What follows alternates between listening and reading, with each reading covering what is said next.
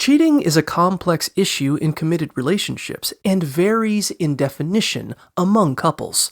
Generally, it involves a romantic or sexual relationship with someone outside the partnership without consent. While physical cheating, such as sexual interactions, is most commonly recognized, emotional and virtual cheating, characterized by deep emotional connections or online flirtation, are also prevalent.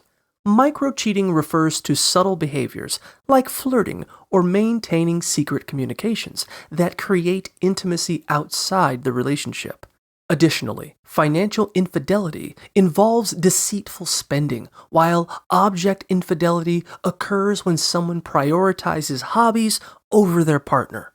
Commemorative infidelity involves staying in a relationship out of obligation while seeking connections elsewhere. Understanding these various forms can help partners identify and address issues of infidelity in their relationships.